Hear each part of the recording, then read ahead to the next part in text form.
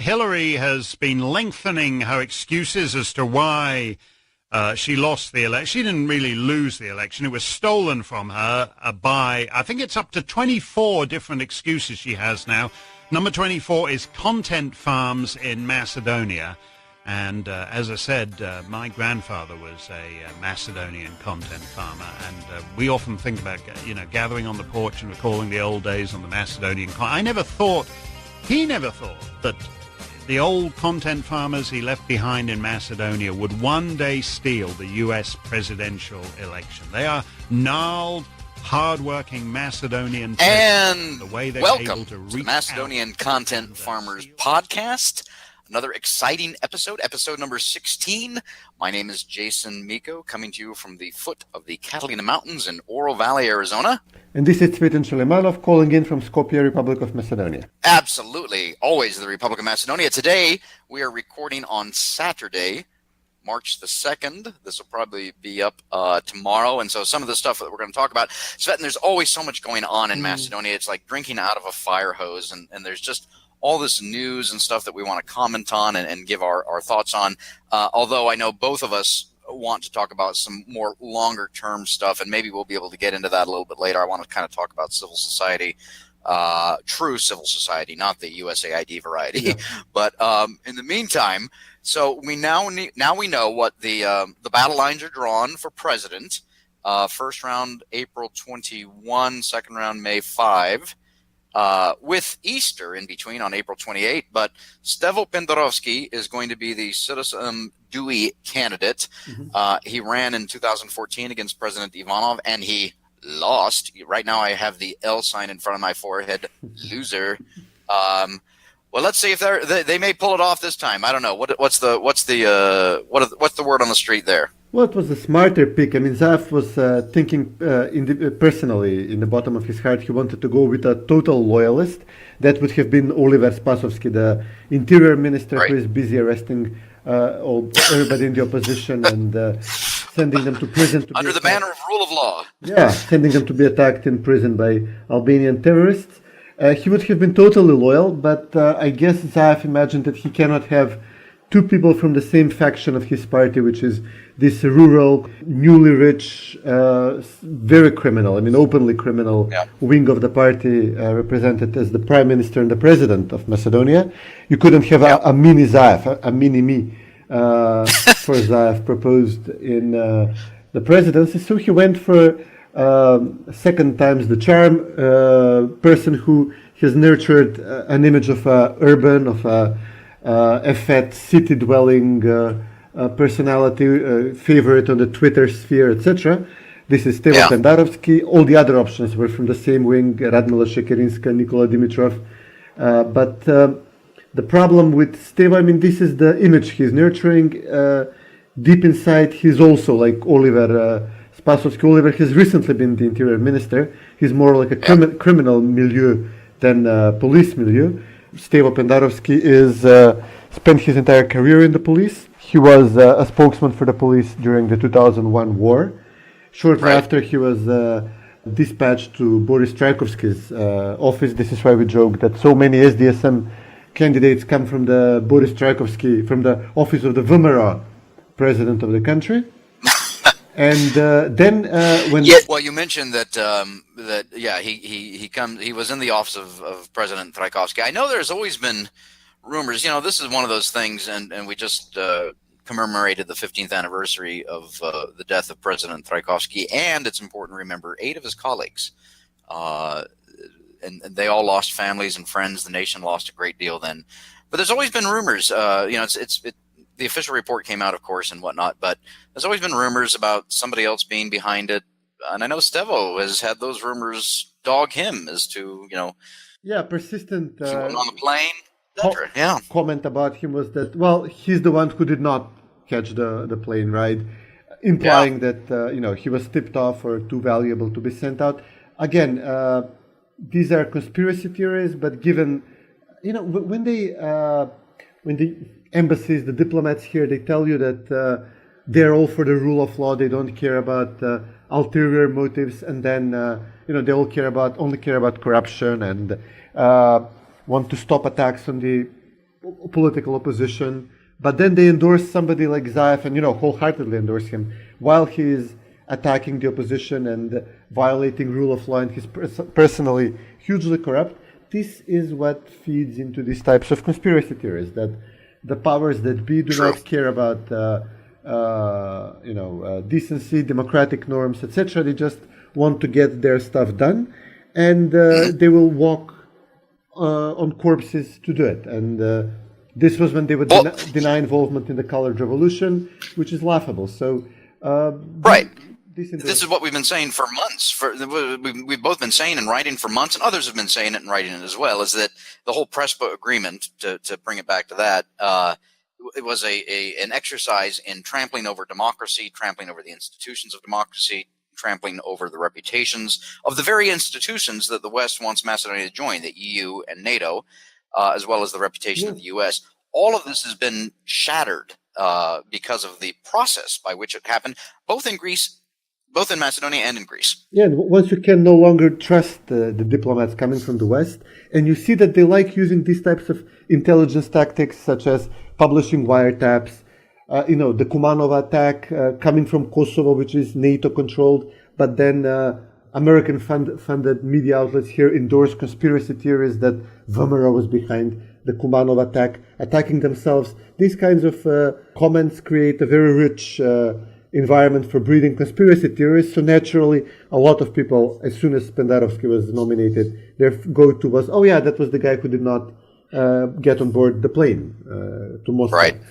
So Well, back to the elections coming up. So we know the battle lines are drawn. We know that Stevo is going to be running around claiming that he wants to be president of the Republic of North Macedonia. I'm sure that's the way he's going to be campaigning. He has to.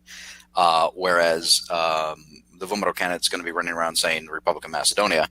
Do we have any early indications? Any polls been done yet? Or is it too early? It's too early for polling. Generally, it's understandable that Macedonians are breaking in favor of VMRO by significant margins now, while SDSM is counting on the urban vote. This is why they went with Stevo Pendarovski, this post-national Macedonian secular urban vote, and they want to top the numbers up with Albanians. This is why they insisted on having Dewey support Pendarovski, even though they just had a major fight in parliament with Dewey accusing each other of crime and corruption and ulterior motives when dealing with the opposition. Not arresting enough of the opposition was the big problem between SDSM and Dewey.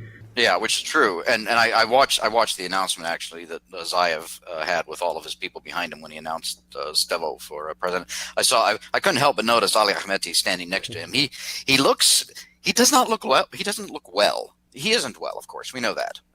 But he looks like he's knocking on death's door almost. Yeah, it's been going on for 10 years, maybe. Yeah. Well, anyway, this will be the first election after the change, the government's forced change of the name. We'll see what happens. Now, the danger, of course, with VMRO is that there's a certain faction, not necessarily VMRO members, but a certain faction out there, the ones that participated in the Boycott movement back in September for the referendum, and they are still believing that they should boycott, make this a failure. Then, of course, if that were to happen, and I don't think they can do it, it's much easier to be against something than for something, obviously, we know that. Then, obviously, Xhaferi would become president for 6 months while they organize new elections. Isn't that correct? Yeah, that's how it works. I mean, some of these people are true red-blooded patriots, and some might have a different agenda. There's obviously a lot of influences breaking around the country, and a lot of resources have been put into getting to some of the people from the opposition side. And you can tell, like when Yanko Bachev comes out and waves the Russian flag in front of the parliament, it's clearly working for trying to pin it on the opposition at large. So these type of people are definitely being serving the purpose of the side which they're ostensibly attacking. Whether they're being paid for, whether this is they're being blackmailed to do so. There's just few of them, but they can get a following because people are so angry and upset. The census, the turnout for the presidential elections has been lowered to 40%. The referendum was at 36% turnout with the ballot stuffing. So Mm-hmm. now that Vilmera has announced that it's having a candidate, it's not boycotting. It's very likely that the 40% will be, will be met. So boycotting really is not an option now that Vilmera made his decision. You can be angry at Vilmera for making this decision, but the decision has been made, and boycotting now can just undermine Vilmera.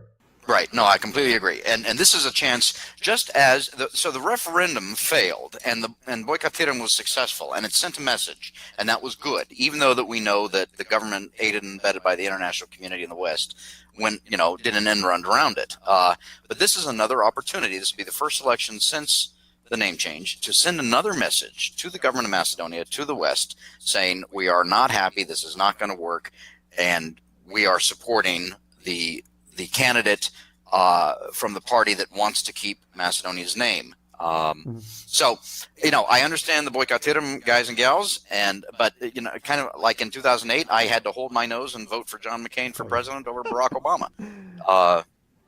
So I think that's the only way to go about it. So, okay, enough on the presidential elections. I see Matt Nimetz resurfaced. I thought he was retired or gone, but he keeps commenting on this, and he had some comments about the PRESPA agreement, I guess, in the context of the UN. Somebody asked him something, and obviously he praised it. He says it was successful and whatnot, but then he started listing all of these challenges and problems with it. The one that always gets me is I think he talked about, quote unquote, concerns over irredentism and the demonization of each other, which of course is part of the PRESPA agreement. How do you police that?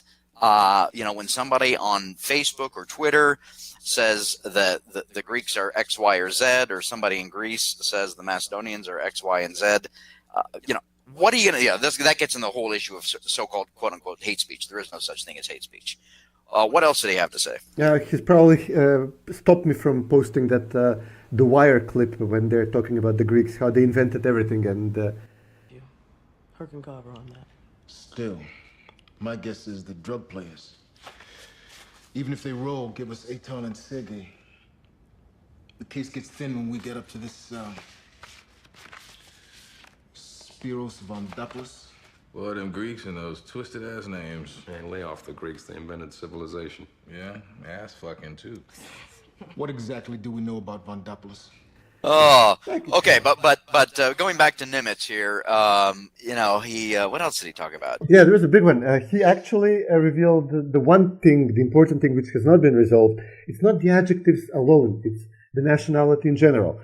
Thanks to Nimetz and thanks to the BBC, we have discovered now that they do not have an agreement on the nationality. And Nimetz acknowledged this. He said the Greek people do not like to call the folks in North Macedonia Macedonians. And Zaev insisted domestically that he won this fight, that Greeks have agreed not only to call the language Macedonian, but that we are Macedonians as a nation. Bulgarians obviously reject this. On the Greek side, right, it was muted. And we have the MFA, Macedonian MFA guidelines, which say that you're only supposed to say Macedonian when referring to the nationality. But now Nimetz tells us, well, it's not been resolved. And we saw that with the way the Greeks are pushing the BBC to correct their report. We pressed, Macedonians here, we pressed the Macedonian MFA to do the same, and they said they would send the guidelines to the BBC, telling them that the otherwise good report, they should edit out Macedonian Slavs and just say Macedonians. But we see that our side is not pushing on this. The Greek side is pushing very strongly on this, and we're going to have a fight on the national identity. Of course. Well, actually, and you mentioned the BBC report, and before we started recording this, I noticed an article in the Greek daily Katamarini saying BBC updates controversial story following Greek uproar. We knew this was going to happen. And it says, after a public outcry over a BBC story referring to a Macedonian minority in Greece and a Macedonian language, the British broadcaster added a section to the report on Saturday outlining Greece's position. I haven't seen the new updated BBC article, but according to the Katamanini article, it says, it went on to add that the PRESPA agreement says that the nationality of the people of North Macedonia is, quote, Macedonian / citizen of the Republic of North Macedonia, unquote, and makes no presumption about the existence of a Macedonian ethnicity. So actually, in a way, the Greeks have kind of scored an own goal in saying that by pushing back so hard on this article, I think the lady doth protest too much. Oh yeah, that's and understood. in getting the BBC to add that, yeah. Of course. Sorry? I mean, my family comes from Kukush in Greece. I mean, you cannot tell us that there are no Macedonians. We all know this is hogwash. But the thing is that the important point is they did not clear this issue in the Prespa Treaty, and this is going to be the next battle line. And if you have the argument over the existence of nationality of the nation and what to call them, you might as well have the name issue all over again. Yeah, this is going to lead into my farmer's pick. I'm not going to reveal it now. I want to wait until the end. I think it's good, but it dovetails perfectly with this. Yes, okay, and then we go. So I want to kind of talk about. So Matt Nimetz also talked about the issue of I'm going to call them not Star Wars, but name wars on commercial issues, products, things like that. I've seen several articles come out this week in mainstream wire services, AFP, etc., talking about how by the end of this calendar year, 2019, both governments are going to have to establish more commissions to discuss trade names and things of that nature, and then the businesses are going to have 3 years to work it out as to what you call a beautiful, bold, robust, in-your-face vranets from Tvojte. Is it a product of Macedonia? Is it a Macedonian product? Is it a product of North Macedonia, etc.? And opposed to, I can't tell you any Greek wines off the top of my head. I don't drink the stuff. But they're actually the Hellenic Republic, of course, whereas the everyday use of the name is Greece. The problem is they have two names and none of them is Macedonia, Hellenic and Greek, but no Macedonians. That's true. Yeah. So anyway, we've talked about this before. We're going to talk about it again. This is going to be an issue. And Matt touched on it, and he realizes it. And I think deep down in his heart, Matt knows that this agreement is full of problems, and these are just going to keep coming up.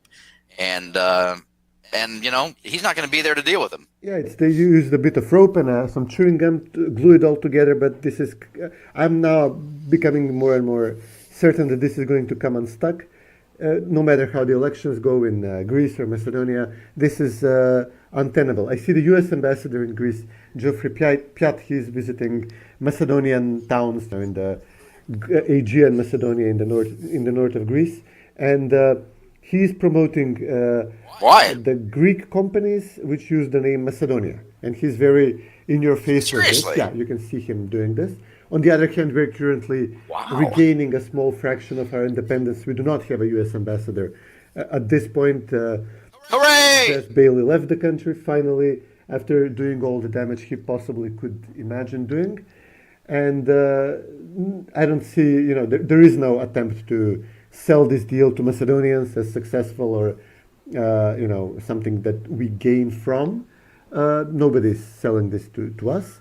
But we see that in Greece, the U.S. ambassador is trying very hard to sell it to the Greeks. Well, yes, and this is going to continue to go on. I find it interesting, kind of as a side note, that all of the reporting coming out about this whole issue, the reporters, no matter what outlet, are always talking to the government officials of Greece and Macedonia. They don't even bother going outside of the capital cities and talking to the Greeks and the Macedonians about how they feel about this. I mean, who was it? Damon Wilson from the Atlantic Council was commenting on the Delphi forum where Nikola Dimitrov was the other day and others. And, again, talking about how Prespa is a success and it's going to, create peace everlasting, light eternal, and unicorn farts. And when was the last time Damon actually went to Bitula or Perovo, and talked to Macedonians? Never is the answer, by the way. At one point, he said that he will have to get some, I think he used this term, have to get some opponents of the deal to Washington to discuss this issue. He was thinking Meto, I suppose, or somebody like that. And he never did. To the best of my knowledge, the last time Nikola Dimitrov was with Damon in the Atlantic Council before signing the NATO accession protocol. NATO was there, and he was not allowed to even ask questions, even watered down questions. So it was a complete joke. Yeah. And I see Radmila Shekarinska is going to be at the German Marshall Fund this week in Washington as well. And believe it or not, this really kind of chaps my hide. It's rumored. So here in Arizona at Arizona State University in Tempe, those are the bad guys. I went to the University of Arizona, but we won't go there. Anyway, up at Arizona State University, they have the Mary Chonkoff lecture every year. Mary Chonkoff was a Macedonian, a librarian for many, many years at Arizona State University, and she passed away 20 some odd years ago.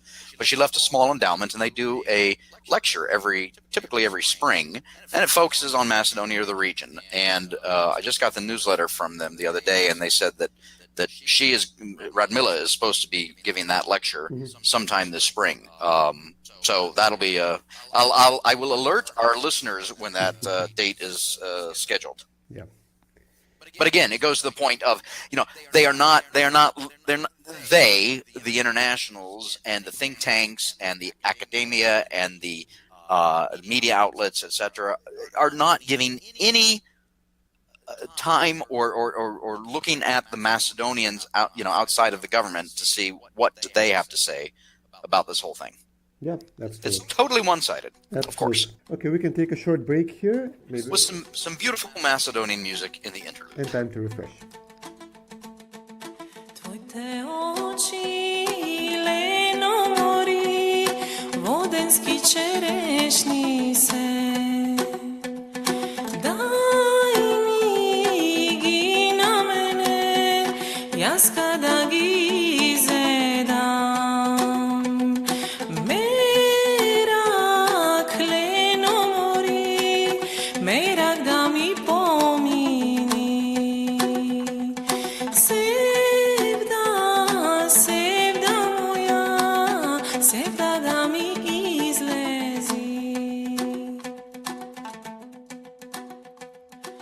And welcome back to the Macedonian Content Farmers Podcast, episode 16. Jason and Cvetin talking about all things Macedonia. The Montenegrin Parliament ratified Macedonia's NATO accession, but there was a few comments by some of the members of Parliament of Montenegro about Talat Xhaferi, the so-called Speaker of the Parliament of Macedonia, calling him a terrorist that attacked Macedonia, which, fact check, is true. Talat Xhaferi was a member of the army of the Republic of Macedonia. In 2001, he left his position and went to join the National Liberation Army, so-called National Liberation Army of Ahmeti. And I think this is interesting, talking about revisionism history.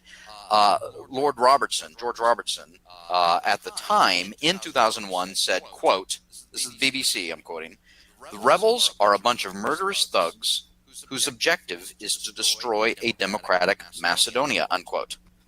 And that was a correct statement back then.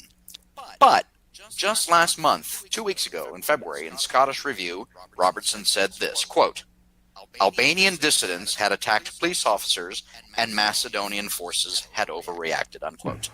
There is an ocean of difference between those two quotes 15 years apart. And that just goes to show you what the internationals will do to change the story, to move the goalposts, everything in service of pushing their agenda on Macedonia.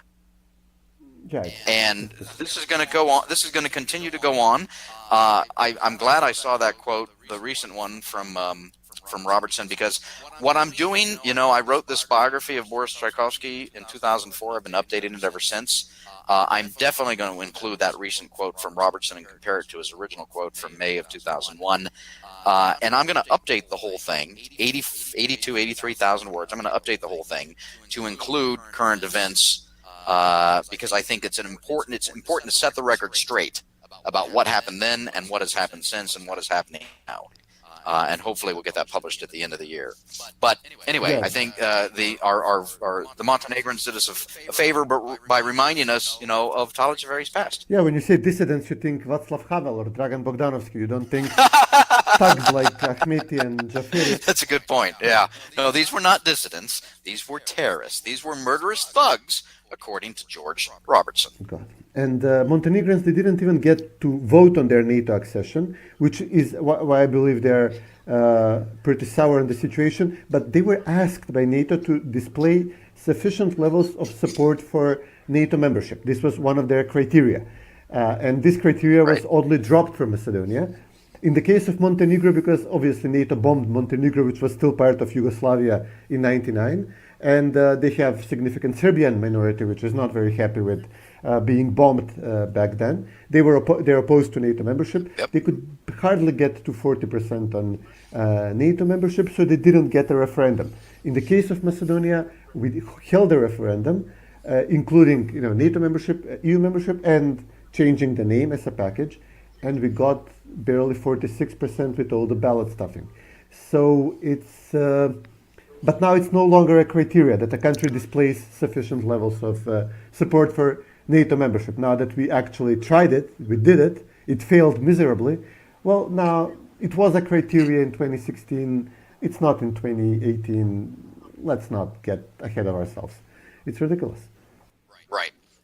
Yeah, and that's a nice segue into the so-called Prime Minister of Macedonia, Zoran Zaev, who is running around now saying, because of NATO membership, Macedonia is going to become wealthy, and all of these firms are investing, have invested, are investing, will invest, all this FDI, foreign direct investment. I think he threw out a number of 850 trillion, quadrillion, bazillion dollars, euros, or something like that. Is that real? Let's be fair to him. I think he said 750 million euros. He said 600 and something million for last year. Oh, it's very hard to take this at face value, because in the best years of the low taxation regime, we had like 300 million was a good number. 600 is a ludicrous number. There is some, it's still not, Zaev is not giving details. I mean, like Gruevski, what he would do, he would come out, name specific companies, which country they come from, how much they invested, where, and how many jobs were opened. Zaev is avoiding this, and if he had the numbers, if this was real, he would love to brag about this. In fact, he's going visiting companies opened by during the Vumera term, under the Vumera terms, the terms offered by Vumera and Nikola Gruevski, the low tax, flat tax regime. And there are some expectations that he's taking a number of tax receipts after he hiked taxes, and he's using this to beef up, to say, well, listen, we're measuring now foreign investments by the taxation whole from the investors. But after we double taxes on them. So this might be one explanation for the number. He only named one German company, which apparently does plastics and should invest 120 million euros in a factory. Normally we would have significantly large manufacturing companies hiring 3,000, 4,000, 5,000 people, but they will list their total investment in the realm of about 30, 40 million. Now, I honestly have no idea what they would do with 120 million for a manufacturing plant. And the 750 million number he's bouncing around, he said it like this. He said there are some significant investments in medical marijuana, which was recently legalized, and his family is Zaev's family is taking over the marijuana business in the country, apparently inspired by Edi Rama in Albania, I guess. And this is one of the big investments he's saying in agriculture. And he said, and we have now two Greek companies in agriculture who are going to invest 750 million. I have no idea what you can invest that much money in. If it's not mining or energy production, I have no idea what you can do with agriculture with that money. But, he's a habitual liar, so... True. Yeah. Well, and then of course we all know that there's lies, there's damn lies, and then there's statistics. So now the average Macedonian is probably not feeling the quote unquote benefits of Zaev's FDI that he's brought into the country, and they probably won't feel that for a long time because there really isn't any. But we'll see. Finance minister said the average salary has reached 26,000 dinars. But perhaps you haven't felt it yet, which led to a long list of jokes, which I would rather not list here in the podcast. No. Yes. Okay. Yes. Let's leave that. So let's move on to our farmers picks and close out episode 16. Cvetin, what have you got? Since we were talking about Stevo Pendarovski recently, how he was advisor to Trajkovski, but then after Trajkovski's death and Pendarovski's fortunate survival, he was appointed. He was quickly appointed head of the State Electoral Commission, and usually you would have a member of the opposition lead the State Electoral Commission to ensure that the elections are free and fair. And Pendarovski was obviously seen as a social democrat, even though he was in Trajkovski's office. So it was a tremendous violation of what little democratic norms we had then. We have even less now. And he held elections in which Branko Crvenkovski won the elections. And then soon after, Branko hired Stevo Pendarovski to be his advisor on security issues. And Pendarovski became the most notorious leaker of all details involved with the Macedonian name issue talks. Now, the way Crvenkovski won these elections, this was in a period of dramatic trauma for the country after Trajkovski died and a fear of renewal of hostilities after what happened. So they would push very strongly from the Social Democratic side in the media that this needs to be done, finished as soon as possible, no boycott. We have to get the 50% at the time turnout by hook or crook, and Pendarovski did it by crook apparently, because I posted on my Twitter feed the map, the turnout map from these elections, and you can see that the Macedonian east of the country, the central part of the country, has extremely low turnout, and where there is, and the turnout such as it is balanced between Crvenkovski and the VMRO candidate Saško Kedev at the time. But then you look at the Albanian districts of the country, and the numbers spike up overall. You get to 90%, 98% turnout. In villages which are depopulated, people live in Switzerland and in Germany and don't bother coming to Macedonia. So this is pure ballot stuffing. And then the proportion of the votes in the Albanian districts is like 4 or 5 to 1 in favor of Crvenkovski. So this is the type of elections Pendarovski presided over. And he had the goal when he was running in 2014 to accuse VMRO of rigging elections or influencing elections, whereas he was head of the State Electoral Commission during one of the worst elections we've ever had. And I'm going to post, as my farmers pick, the OSCE report from these elections, which has comments such as things like the counting process, so not minute things which SDSM would object about, like unfair representation in the media or stuff like that. This is the counting of the ballots. So if you have a problem with the counting of the ballots, the elections were not good, no good. You do not do elections good. So it says the counting process during the second round, which is the round that matters, was evaluated as bad or very bad in 21% of polling stations observed. This means a fifth of the votes were invalid.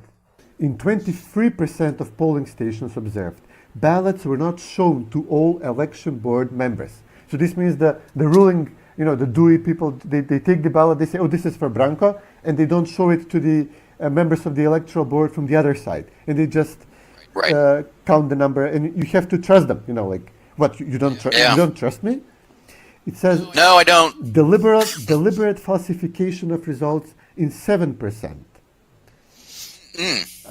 In additional 7% of polling stations, observers were prevented from fully carrying out their work. And you have a result in which Saško Kedev wins 309,000 votes in the first round, and then he wins 329,000 votes in the second round, which is, makes sense. Yeah. And then Branko Crvenkovski wins 385,000 votes in the first round, and 550,000 votes in the second round. You're the winner. And they got to, they beat the 50% turnout by just like 1% or something like that. So it was a complete, you have valid elections in which you need to have 50% turnout to have the elections valid, and you have like 51% turnout, and then OSCE, which is their friend essentially, tells them, oh, by the way, 1/5 of the polling stations were the counting was very bad, and the election is decided by 1%. And this is what we are dealing with. This is the type of person SDSM is running for president. This is what the Western parties, Western countries are endorsing in Macedonia. Yeah. Yeah. Wow. Well, two comments on that. First of all, you mentioned Branko, Branko Stefankovsky, and Shetai Branko. What is he doing these days? Is he surfaced? Is he around? What's going on with him? No, it keeps getting rumored, but I think the last time people saw him publicly was when we had this series of earthquakes in Skopje, and he was seen like quickly dressed in some sweatpants, sitting in front of his building, waiting for it to collapse on his head and looking desolate. Wow. It was very... Wow. What a sad figure. Yeah. Sad figure. Well, the second comment is, of course, and I think it's important to bring up that the electoral roll, which everybody has been talking about. There hasn't been a census in Macedonia since 2002, 17 years ago. And I know that the Prime Minister said there's going to be a census next year. We will see. Anyway, moving on, you brought up, because of, we were talking about Stevo earlier, you brought up this issue. We were also talking about the BBC and Nicola and the Delphi Forum, etc., with regard to Macedonians, ethnic Macedonians living and residing for a long time in Greece. My farmer's pick is this interview that Nicola Dimitrov gave with one of the Greek outlets at the Delphi Economic Forum, in which Nicola Dimitrov essentially he refuses to say that there is a Macedonian minority in Greece. And he basically says, according to the Prespa agreement, that his government will do nothing to protect Macedonians in Greece. And the interviewer asks him, if this issue comes up, the Macedonian minority in Greece, if they say we need your help, etc., will your government do anything? And in typical politician speak, he goes completely around that and refuses to say, even to admit, that there is a Macedonian minority in Greece. Whether or not he believes that or not, I don't know. So, I mean, what this means to me is that what we need is for the Macedonians in Macedonia and Macedonians around the world and their friends to help nurture and protect and support the Macedonian minority in Greece.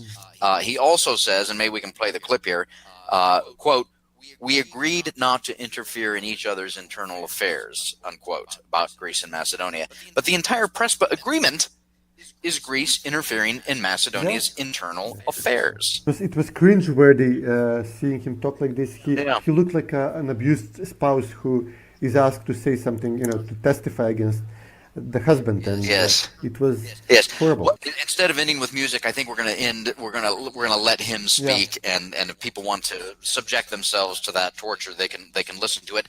Cvetin, we're running long here. I've got to run to a family event on the other side of town. Earlier I mentioned that we wanted to talk about some more in-depth stuff in civil society, and I see that we've just kind of run out of time. We'll save that for next time, hopefully. Anything else we need for the good of the order? Oh, it will get even better soon. We have Nicola Dimitrov to close the episode, but the thing is, actually, I just remember how Stevo has this horrible nervous tic when he talks about things he's uncomfortable with. So he thinks, let's enjoy Nicola Dimitrov now, and I promise we'll have a lot of fun video of Stevo Pendarovski soon from his first debate with Gordana Siljanovska. Okay, great. Well, always good talking to you and catching up and talking about the Republic of Macedonia and Macedonians wherever they live. You too, buddy. Take care. Thanks. Minister, thank you very much for doing this interview. We've been talking about this for a while, I think. There's been a lot of controversy in this country about the Prespa agreement. Recently, there was a BBC article that mentioned that there is a minority, a Macedonian minority in this country, which caused quite a stir. Do you actually believe there is such a thing as a minority here? And what does the Prespa agreement say about something like this? I've been living and breathing the Prespa agreement for months now. I also dream about it sometimes. So I vividly see Article 4, Paragraph 3 of the agreement that says that we agreed not to interfere in each other's internal affairs. The BBC article and the issues it raised, this is an issue for the Greek domestic political debate, perhaps an issue of international obligations, but I don't think it's useful in terms of where we want to go, which is we have opened up a new page. We have unlocked a huge potential for friendship and cooperation. for us to be involved in that debate. This should be a Greek debate. Your government, your state, does it feel that there is a North Macedonian minority in this country and that it's obliged to protect it? We have both Athens and Skopje agreed that we will not interfere on these issues in our internal affairs. So we have to respect that. We have agreed it. And it's part of our constitution now. If a group claims that it's a minority here and they appeal to their national organization, you will not encourage them or support them or help them? We are very serious about this agreement. We have worked hard to achieve it. And we will do, and we are committed to continue to implement everything that we agreed upon. So, as I said, this is an issue for a debate here. We have a lot to do in other areas. Yesterday there was a high official from the Greek Foreign Ministry to discuss about economic cooperation. There is an increasing number of Greek businesses coming to search for opportunities. Some investments even have been announced. We had the transport minister, Nikos Papas, I think, for the first visit after the agreement entered into force. We discussed decreasing the roaming charges so that communication is more affordable. Cross-border cooperation, security cooperation. We have so much to do. When was it that you actually clinched the deal? I mean, do you remember the moment, where you were, and when you finally said, okay, we've made it? It was probably New York,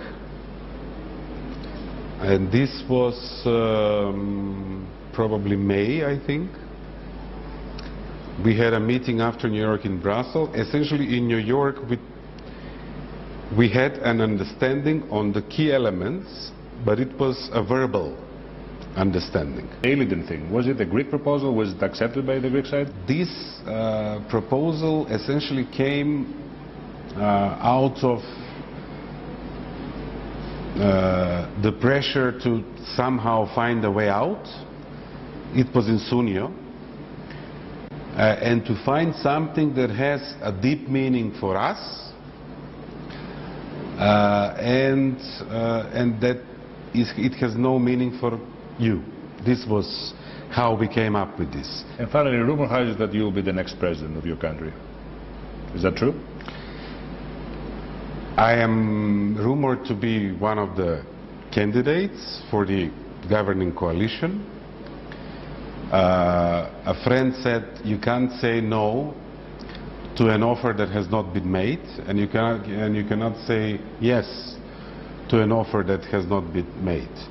So I think in the next, maybe even today, but I think by Sunday the latest, we will know who the candidate will be. Thank you very much. Thank you very much.